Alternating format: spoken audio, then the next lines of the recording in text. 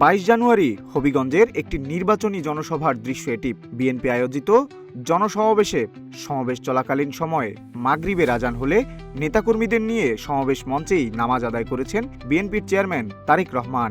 ওই সমাবেশে উপস্থিত ছিলেন হবিগঞ্জ জেলার 4টি আসনের বিএনপি মনোনীত প্রার্থীরা।